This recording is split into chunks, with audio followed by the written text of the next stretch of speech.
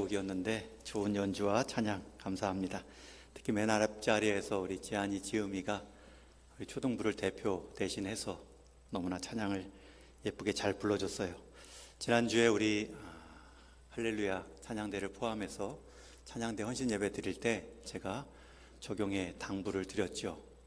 우리가 말씀은 교육자가 한다면 그 말씀의 반응인, 여호와의 성품을 말씀으로 듣는다면 그 말씀의 반응인 우리 양들의 노래는 우리 성도님들이 인도자가 되시고 우리 평신도분들이 리드해 가시면 좋겠다 했는데, 오늘 영유치부 찬양할 때 우리 정 목사님 대신 우리 부장 집사님이 너무 잘 예배를 찬양에 도입하셔서 인도해 주셨습니다. 다시 한번 감사드리고, 계속해서 우리 평신도분들, 우리 집사님, 권사님, 심지어 장로님도 하실 수 있죠. 특히 장로님 앞에서 나오셔서 같이 율동 요청하실 때 우리 심재인 권사님이 우리 남편 장로님을 부르시지 우리 예배위원장 장로님을 부르셨구나. 뭐 그것뿐만 아니라 너무나 신나게 기쁘게 찬양을 한 모습을 표현하셨기 때문에 부르셨고, 또 우리 예배위원장 장로님은 나오실 때 나만 죽을 수 없다 네, 장로님들 같이 또 내년도 이어가실 분들 부르셔서 그렇게 앞에 순종하는 마음으로 서신 모습이 진정한 장로님의 권위를 보여주셨다, 저는 생각하고요. 귀한 찬양 함께 하신 건 너무나 복된 모습입니다. 오늘 말씀에 앞서 함께 읽어드릴 그림책 하나를 선정했는데 조금 수준 높은 그림책이라 조금 재미없을 수 있는데 한번 그래도 읽어야 될 그림책이다 여기시고 들으시면 좋을 것 같아요. 제목이 월든. 원래는 그림책이 아니라 수필가입니다. 수필집인데 전설적인 수필이죠.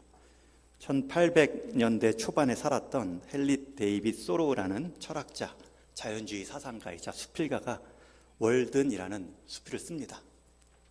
여기서 월든은 호수 이름이에요. 이분이 학교를 졸업하고 자연주의적 삶, 내 삶의 의미가 뭘까? 마지막 인생 앞두고 돌아봤을 때 후회 없는 삶을 살 때에 이 마음이 끌리는 대로 가서 직접 실천을 하는데, 월든이라는 호숫가 옆에 자기가 직접 집을 짓고 2년의 시간을 자연 속에 삽니다. 다 혼자 다 해결을 하는 거죠. 심고 거두고 모든 집 짓는 것부터 생활하는 데까지. 정확히는 2년 2개월을 살았는데, 이 그림책 안에서는 1년간의 시간을 이렇게 압축해서 보여주고 있습니다. 이 월든이라는 그림책의 부제도 숲에서의 1년입니다. 월든은 호수 이름이고 수필 이름이고, 거기에 맞게 이제 그림과 함께 제가 요약해서 읽어드리겠습니다. 첫 머릿말에 보면 헨리 데이빗 소로우라는 이 자연주의 수필가가 이렇게 말을 합니다. 내가 숲으로 들어간 것은 내 나름대로의 인생을 살고 싶었기 때문이다. 이를테면 인생의 본질적인 사실과 정면으로 부딪혀서 나 자신이 인생의 가르침을 온전히 익힐 수 있는지 확인하고 싶어서였다. 그리고 언젠가 죽음을 맞게 되었을 때 내가 인생을 헛되이 살지 않았다는 것을 깨닫고 싶어서였다. 나는 삶이 아닌 삶을 살고 싶지 않았다. 삶만큼 소중한 것은 없기 때문이다. 이 책의 서론이고요. 월든이라는 그 수필가의 그 수필집에도 이런 내용의 서론이 있습니다. 이제 그 책에 들어가면 그 책을 요약한 일련의 삶을 이렇게 시작합니다. 나는 월든 호숫가의 숲에 집을 짓고 혼자 살았다. 그 집은 가장 가까운 이웃과도 1.6km쯤 떨어져 있었다. 사람이 집을 지을 때에는 새가 둥지를 틀 때와 마찬가지로 어떤 목적이 있어야 한다. 나는 널빤지를 촘촘히 대고 석회를 바른 집을 한 채 갖게 되었다. 집에는 다락방과 벽장이 있고 커다란 창문도 냈으며 맞은편에는 벽돌로 만든 벽난로도 있었다. 집 안에는 의자가 3개 있었다. 하나는 고독을 위한 것이고 또 하나는 우정을 위한 것이며 나머지 하나는 사람들과 어울리기 위한 것이었다. 나의 가장 좋은 방, 언제든지 손님을 맞을 준비가 되어 있는 응접실은 바로 집 뒤에 있는 소나무 숲이었다. 그곳에는 햇빛도 거의 닿지 않아 아주 보드라운 이끼 카펫이 깔려 있었다. 나는 언제부턴가 내가 새들과 이웃이 된 것을 알았다. 이는 내가 새를 잡아 가두어서가 아니라 새들 가까이에 집을 짓고 그 안에 나를 가두었기 때문이다. 숲에서 맞이한 첫 번째 여름, 나는 책을 읽지 못했다. 콩밭을 일구어야 했기 때문이다. 그런데 종종 책 읽는 것보다 더 나은 일이었구나 느낄 때도 있었다. 날마다 맞이하는 아침은 내게 자연처럼 소박하고 순수한 삶을 꾸려가라고 권했다. 나는 매일 아침 일찍 일어나 호수에서 목욕을 했다. 이는 하나의 종교적인 의식으로 내가 한 일 가운데 가장 잘한 일이었다. 호수에서 큰 소리로 웃어대는 물새나 호수 자체가 외롭지 않듯이 나도 외롭지 않다. 초원에 홀로 피어난 민들레, 콩잎, 호박벌이 꽃들이 외롭지 않듯이 나도 혼자 있어도 외롭지 않다. 월든 호수는 숲을 비추는 완벽한 거울이다. 그 거울을 둘러싼 돌들이 내 눈에는 보석처럼 값지고 소중하다. 나는 몇 차례 눈보라를 즐겁게 겪었다. 밖에서는 해가 지면 어김없이 올빼미마저 조용한 가운데 눈발이 이리저리 사납게 휘날렸지만 나는 난로가에서 꽤 유쾌한 겨울밤을 보냈다. 나는 마을길에서 멀리 떨어진 썰매방울 소리도 어쩌다 한 번밖에 들리지 않는 호수 위에서 스케이트를 탔다. 눈의 무게에 짓눌려 휘어지고 고드럼을 주렁주렁 단 떡갈나무와 소나무가 가지를 들이운 그곳에 있으면 마치 사슴들이 잘 다져놓은 드넓은 사슴마당에 와 있는 것 같았다. 이제 봄을 알리듯 첫 참새가 날아왔다. 그 어느 때보다 젊은 희망과 함께 새해가 시작되었다. 나는 비록 돈은 없었지만 햇빛 찬란하게 빛나는 시간들과 여름날을 마음껏 누렸다는 점에서 나는 이미 부자였다. 이렇게 그림책은 끝이 납니다. 이렇게 자연에서 2년간의 삶을 자연현상과 함께 자기 느낌을 잘 설명한 책이 월든이라는 수필입니다. 우리 청년들은 한번 그 수필을 직접 읽어보시면 나는 자연인이다 라는 그 마음이 어떤 것인지 알 것입니다. 오늘 제가 나누고 싶은 말씀은 자연 안에서도 이렇게 자족한 한 인생이 있는데 하나님 안에서 자족한 인생이 왜 우리 안에 점점 사라지고 있을까? 하나님 대신 뭐가 있어야 자족하다라고 말하는 신앙으로 바뀌고 있을까? 하나님 말고 뭐가 있어야 됩니다라고 말할 때 그 뭐는 가장 큰 1순위가 재물이죠. 물론 재물은 중요합니다. 성경에서 영생 구원에 관한 주제 다음으로 많이 다루어지는 주제가 재물입니다. 예수님도 재물에 관한 비유를 많이 말씀하셨습니다. 또 하나님께서 우리를 지으실 때 혼으로만 짓지 않으셨죠. 천지를 지으셨다. 물성을 가진 재물의 성격을 가진 피조물들을 창조하셨습니다. 그리고 하나님이 보기에 좋았다. 그리고 우리 마지막으로 아담과 하와를 그 모든 지으신 것의 하이라이트인 에덴 동산에 두셨죠. 하나님이 지은 선물을 누리라는 복입니다. 분명히 재물은 하나님이 우리 사람에게 주신 선물입니다. 우리의 삶을 윤택하게 하고 행복의 한 단계로 진입할 때 반드시 필요할 때가 있습니다. 그러나 동시에 이 재물은 한계도 있습니다. 하나님께서 금하신 선악과가 있는 것처럼 그 재물은 우리에게 무한대의 기쁨을 주지 않습니다. 하나님은 재물 안에서 살도록 했지, 하나님은 재물을 사용하도록 했지, 그것을 사랑하거나 숭배하라고 주신 피조물은 단 하나도 없습니다. 그런데 우리는 가끔 하나님 만족합니다 대신에 하나님이 지어 놓으신 그 피조물 하나를 주셔야 만족합니다 라고 말할 때가 있습니다. 재물은 삶의 필수 요소이지만 절대로 유일한 요소는 아닙니다. 예수님도 구약의 말씀을 인용하시면서 사람에게 떡이 필요하다 부인하지 않으셨습니다. 그러나 동시에 사람은 떡으로만 사는 존재도 아니다. 분명한 한계, 재물의 떡의 한계도 그어 주셨습니다. 그래서 이 두 극단으로 치우치면 안 됩니다.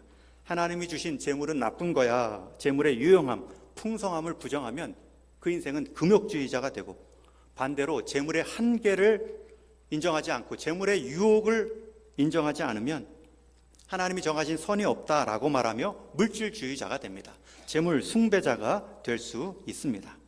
그렇기 때문에 성경에서는 그 재물, 하나님이 주신, 우리에게 선물로 주신 그 유익과 한계를 분명히 가르치고 있기 때문에 함께 들어야 됩니다.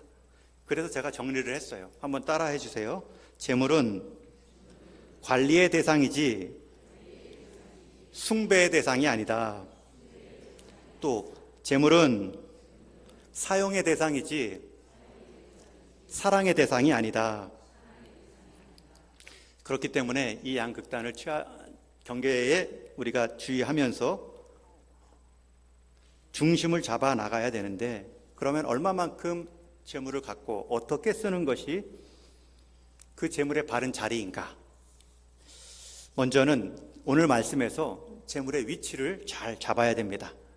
17절 말씀에 보면 내가 이 세대에서 부한 자들을 명하여 마음을 높이지 말고 정함이 없는 재물에 소망을 두지 말고. 첫 번째, 재물의 자리가 어디입니까? 절대 우리의 소망의 자리는 될 수 없어요. 재물에 소망 두지 말라고 분명히 말씀합니다. 그리고 소망은 오직 우리에게 모든 것을 후히 주사 누리게 하시는 누구에게 두라고요? 하나님께 두며.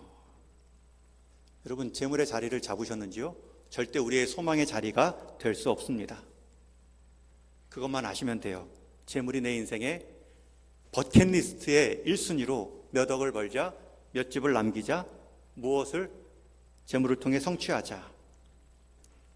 재물은 분명히 우리 인생의 목적이 될 수 없습니다. 그렇기 때문에 재물 때문에 너무 자랑하는 인생 되지 말아야 되고요.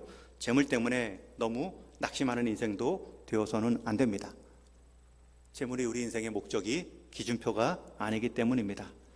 또 재물을 정함이 없는 존재라고 말하죠.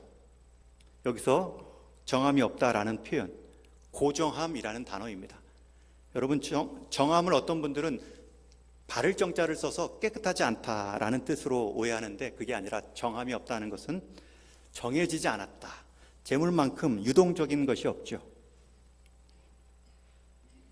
어떤 분들은 재물이 우리 인생을 고정시킨다라고도 말하지만, 여러분, 그렇게 재물 때문에 고정된 인생은 가장 부자연스러운 고정일 수 있습니다. 그러면서도 스스로는 말하지요. 주식의 전간판이 올라가면 내 가치도 올라가고, 내가 산 아파트가 올라가면 내 가치도 올라가고, 내가 사놓은 가상화폐가 올라가면 내 인생도 올라가고, 올라갔다 내려갔다. 고정이 없다라고 말하지만 자기 인생 기준을 자기가 가진 재물의 기준 따라 올라갔다 내려갔다 허용하는 것입니다. 거기에 대해서 오늘 말씀은 먹을 것과 입을 것이 있기 때문에 족한 줄로 알라. 왜냐하면 우리가 이 땅에 왔을 때 세상에 아무것도 가지고 온 것이 없고 또 아무것도 가져갈 수 없기 때문에 이 세상 안에서 먹고 입고 누리는 것만 있어도 감사한 마음이 재물의 자리입니다. 동의하시는지요? 좀 모자르다고요? 성경이 그렇게 말해도 나는 그렇게 동의할 수 없다고요? 또 한편으로는 내가 지금까지 잘못 살고 있지는 않았는가? 많은 사람들이 말씀대로 살았는데 뒤처진 것 같다라는 불안감을 표현할 수도 있습니다. 세상은 말하지요. 광고를 통해 돈만 있으면 무엇이든 살 수 있다. 돈만 있으면 내가 신이 될 수 있다. 그러나 돈으로 우리가 아는 유명한 말처럼 화려한 침대는 살 수 있지만 편안한 잠은 살 수 없습니다. 돈이 있다고 해서 우리가 맛있는 음식은 살 수 있지만 내 입맛에 맞는 식욕을 살 수는 없습니다. 돈으로 책을 살 수는 있지만 지식을 살 수 없고, 돈으로 약을 구매할 수는 있지만 돈으로 건강을 살 수는 없습니다. 심지어 돈으로 내가 필요한 사람도 살 수 있지만 돈으로 살 수 없는 것은 내게 유익한 친구입니다. 재물이 유능하지만 재물이 만능은 아니기 때문입니다. 그렇기 때문에 재물의 자리는 우리의 목적이 아니고 우리의 수단의 자리입니다. 우리의 관리의 대상이지 우리의 숭배의 대상이 되어서는 안 됩니다. 특히 청년들에게 지금부터 강조합니다. 어떤 분들은 벌써 세상에 눈을 떴다, 주식이다, 코인이다 말을 하죠. 왠지 벼락 거지가 된 것 같고, 남들은 앞서가는데 나만 놓치는 것 같고. 제가 10월 말에 한 강의를 들은 것이 있습니다. 우리 들어본 분도 있는데 유튜브에 보면 세상을 바꾸는 15분이라는 세바시 강의가 있습니다. 거기서 이제 강사 소개지를 하는데 제가 이렇게 평소에 관심 있게 봤던 강사 이렇게 리스트가 있는 거예요. 그 중에 한 분이 나는 자연인이다 윤택 씨가 나와서 강의를 하고, 또 한 분은 나태주 시인의 딸 서울대 국문과 교수님이 독서에 관한 강의를 하시고, 또 한 분은 성균관대 공학 교수인데 AI, 챗 GPT에 관해서 강의를 하시고. 여러분 요새 AI 그러는데 챗 GPT를 써보신 분은 알겠지만 웬만한 비서 하나를 둔 효과를 가질 수 있습니다. 이미 우리 목회자 세계 안에서는 이 챗 GPT 인공지능을 통해서 설교문을 작성하고 연간 계획을 작성하고 이런 것들에 준비된 많은 소스들이 막 돌아다니고 있습니다. 저도 써봤는데 가장 도움이 되는 것은 원어를 확인할 때 가장 좋습니다. 예를 들면 오늘 본문 디모데전서 6장 5절을 헬라어 원어로 좀 다시 풀어서 설명을 해봐요. 그러면은 답을 쭉 주는 거예요. 여러분 한번 이런 식의 사회 가운데 그 흐름을 잃지 않으려고 갔고요. 그런데 맨 마지막 강사 김경필 머니 트레이너의 강사를 제가 가장 인상 깊게 들었어요. 여러분 머니 트레이너라는 표현을 들어보셨나요? 헬스 트레이너는 들어봤죠. 몸을 이렇게 PT, 퍼스널 트레이닝 해주고 어떻게 운동하셔야 됩니다. 체형을 어떻게 가꾸셔야 됩니다. 그런데 머니 트레이너도 있어요. 자기를 그렇게 소개해요. 그 김경필 그 작가는 자기가 쓴 책, 딱 1억만 모읍시다 라는 책을 썼어요. 제가 그 책을 거기 강의 때 들었는데, 그리고 나서 그 책을 한번 찾아봤는데 그 책의 요지는 딱 1억만 모읍시다. 그분이 그렇게 스스로 얘기를 해요. 사회로 나갔는데 7년 동안 우리 청년들이 딱 1억만 모으면 다 끝난대요. 그러면서 자기가 계속 질문을 받는데요. 정말 1억만 7년 안에 모으면 끝납니까? 확실히 끝난다고 그 머니 트레이너는 얘기를 해요. 여러분 여기서 1년 동안 모으라는 거지 1년 동안 누구한테 유산으로 받든 대출을 받든 1억이 있는 그 자체를 얘기하는 게 아닙니다. 이 머니 트레이너 김경필 씨가 얘기하는 것은 청년이 취업한 이후에 7년 동안 1억을 모을 때 그 삶의 자세가 어떻겠습니까? 그 친구가 밤늦게 유흥업소에 다니고, 그 친구가 밤늦게 불필요한 자기 과소비적 삶을 살겠습니까? 분명한 목적이 있고 거기에 내 삶의 태도를 맞추면 그 7년간의 시간은 그 한 사람이 돈에 휘둘리지 않고 오히려 돈을 다스릴 수 있는 사람의 체질로 바뀌어집니다. 이분이 말하려 했던 것은 종잣돈 이런 자체가 아니라 청년의 때에 낭비하기 쉽고 여행 가기 쉽고 여러 가지 자기 꿈 꾸기 쉬운 그때에 돈에 대한 통제를 배우는 거예요. 돈이 나를 통제하지 못하도록. 여러분 그 관점은 굉장히 그 삶의 태도를 강조했다는 데에 의의가 있습니다. 또 이분이 한 말 중에 하나가 지금 여러분들이 받는 월급은 여러분들만의 것이 아닙니다. 여러분들의 월급은 앞으로 여러분 인생 가운데 딱 300번 받으면 거의 끝날 겁니다. 그런데 그렇게 받는 300번의 월급 중 지금 여러분들은 미리 받았을 뿐이고, 여러분들이 그 300번 마지막 받는 그 시간대에 여러분들과 같은 공금의 돈입니다. 이거 굉장히 중요한 표현이에요.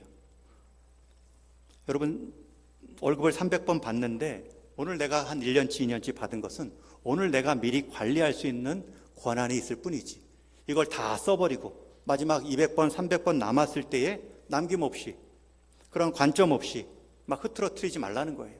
그런 면에 있어서 오늘 내가 받았다고 이것은 사적인 돈이 아니라 내 인생의 300번의 n분의 1로 나눌 수 있는 공금이다. 이런 전체적인 시각을 열어주는 관점이었습니다. 여러분 어떻게 들으셨는지요? 딱 1억만 모아라. 1억 자체가 목적이 아닙니다. 돈에 대한 삶의 태도를 유지하라는 것이죠. 그리고 오늘 내 삶이 오늘만 사는 것이 아니다.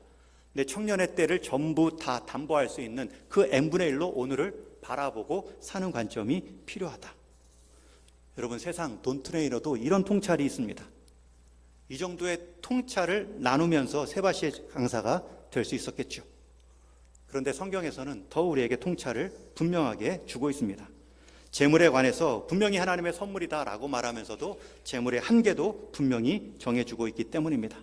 재물로 다 살 수 있는 것 같지만 다 살 수 없는 것도 있다. 특별히 누가복음 18장에 보면 젊은 부자 이야기가 나옵니다. 신앙생활을 했던 젊은 청년입니다. 그런데 나름의 영생에 대한 확신이 없어서 예수님을 찾아와서 묻습니다. 예수님은 그 청년을 보며 안타까이 여기고 사랑하는 마음으로 구원의 길로 초대하죠.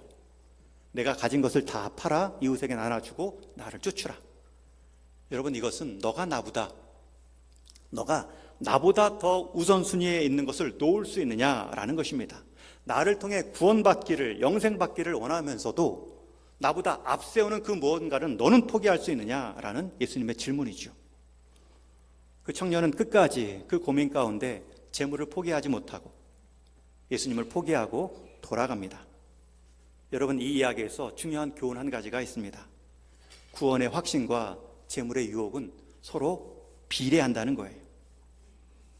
주님이 내 인생의 주인 되어주시어 구원의 확신이 있으면 재물의 유혹이 그렇게 크게 다가오지 않습니다. 그러나 재물의 유혹이 크고 재물이 내 인생의 주인이 되어준다면 이미 나를 구원하신 하나님에 대한 만족이 없어집니다. 저는 우리 동인에 속한 우리 다음 세대들, 청년들 가운데 여러분 인생 가운데 구원을 주신 하나님, 그 하나님이 내 인생의 목자 되어주실 때의 그 평안함, 그것을 누리셔야 여러분이 속한 자리에서 세상 유혹, 특별히 재물의 유혹 가운데 내 인생 주인 되는 것을 막을 수 있습니다. 재물이 내 인생의 주인 될 때 여러분들이 편할 것 같지만 재물에 끌려다니는 인생, 종의 삶밖에 살 수 없습니다. 그렇다면 어떤 청년들은 이렇게 물을 수 있어요. 무조건 자족하면 되고 내가 꿈을 꾸지도 말고 돈 벌 목적도 삼으면 안 됩니까? 저는 그 반대로 말하고 싶습니다. 좋은 목적만 있다면 돈을 많이 버시기 바랍니다. 돈 버는 것만 목적되지 말고 선한 일을 하기 위해 좋은 목적을 이루기 위해 돈을 수단으로 사용하십시오. 왜냐하면 오늘 18절에 이렇게 결론으로 말씀하고 있기 때문입니다. 우리 함께 읽고 마무리하겠습니다. 18절 같이 읽습니다. 시작. 선을 행하고 선한 사업을 많이 하고 나누어 주기를 좋아하며 너그러운 자가 되게 하라. 그리고 19절에 이런 보장이 있죠. 이것이 장래에 자기를 위하여 좋은 토를 쌓아 참된 생명을 취하는 것이라. 돈을 많이 버십시오. 그리고 하나님의 일을 많이 하십시오. 그러나 하나님의 일이 꼭 돈만 있어야 된다 그렇게 여기지도 마십시오. 저는 우리 교회에 이런 것들이 있으면 참 좋겠다.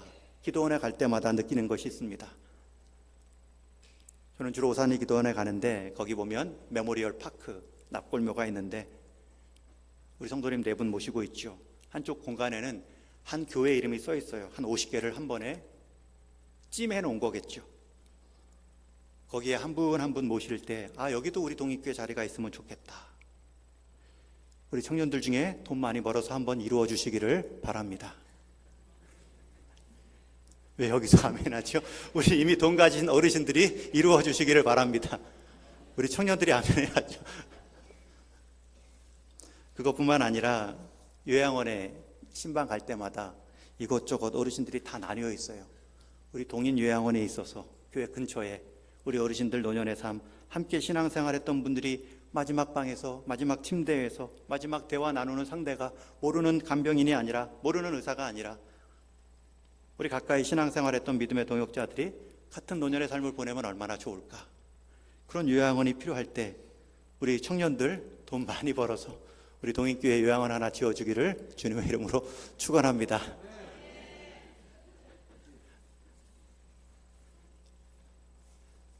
여러분들도 필요한 거 많죠? 네. 여기까지만 해야죠. 이제 말씀을 맺습니다. 돈은 쓰는 것도 버는 것 못지않게 중요한 훈련입니다. 하나님은 우리에게 얼마나 많이 벌었냐 묻지 않고요.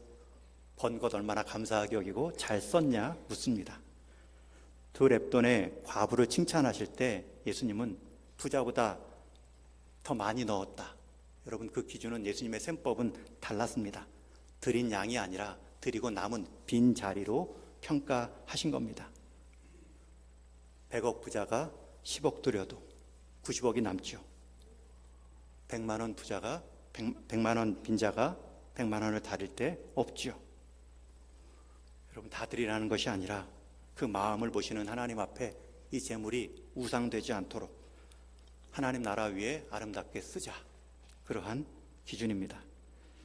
우리의 마음, 우리의 눈물, 우리의 헌신도 다 똑같습니다. 하나님께서는 재물만 쓴 것만 보지 않고요, 어떤 사람을 위해 마음을 쓴 것, 어떤 사람을 위해 눈물을 써준 것 다 기억하고 그 눈물의 흐름을 반드시 계산해 주십니다. 하나님께서 하나님을 위해 보내고 비워둔 그 빈 자리, 하나님이 채워주신다. 그대로 주시지 않는다. 오히려 내 인생 내가 주인이 되어 내 삶의 안전망을 위해 하나님께 헌신하기보다는 내가 안전망 둔 후에 헌신하겠습니다 했지만 헌신하는 훈련을 다 잊었기 때문에 헌신의 상황이 와도 헌신하지 못할 때가 있습니다.